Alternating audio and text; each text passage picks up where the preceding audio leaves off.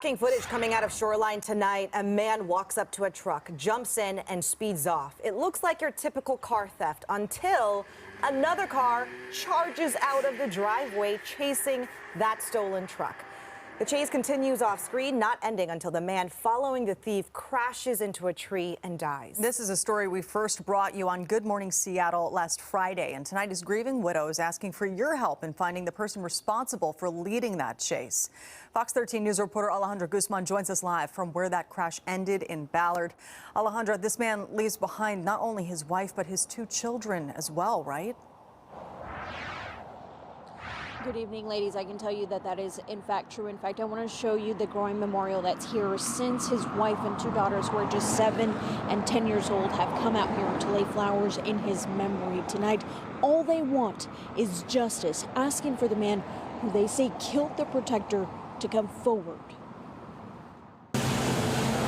This unfinished fence, a reminder of the man, father, husband, no longer here. Yo voy a ser para mis niñas padre y madre.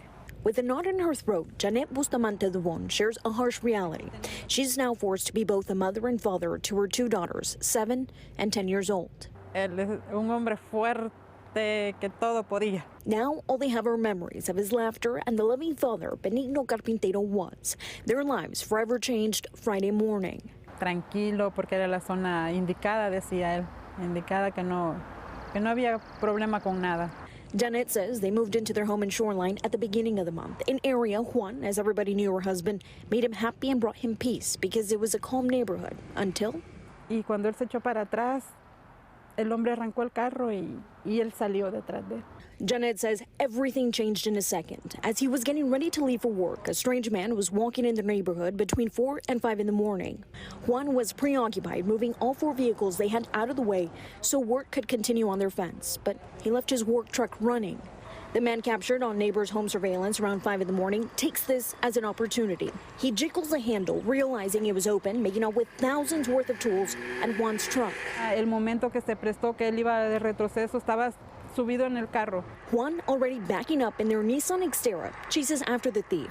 Jeanette says it was probably adrenaline rushing because these are not the actions of the man she's been married to for 12 years. Que él decía que las cosas materiales se hacían. He was a firm believer that things were just that, material. Juan chased the thief 20 minutes away in Ballard, his life cut short.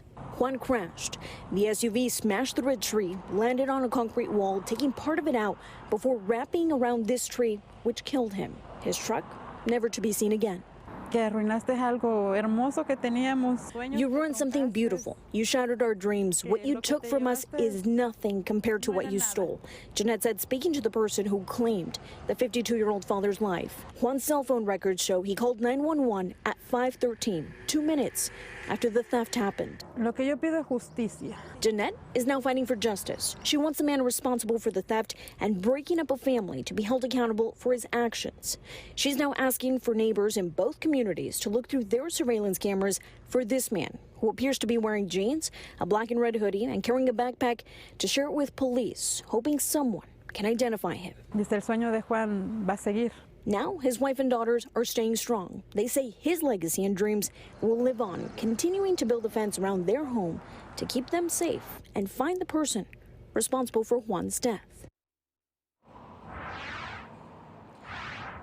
This place they've now filled with flowers they say brings them peace in the wake of their loss. Fox 13 has reached out to several agencies, including the King County Sheriff's Office and Shoreline Police, who say they're investigating the theft portion of this case. Now we have reached out to SPD, where this is their jurisdiction and where the crash ultimately happened. We're still waiting to hear back from them. But on the other hand, the Sheriff's Office says that they're actually concerned with the alarming and growing amount of times people are taking matters into their own hands. Here's what they have to say.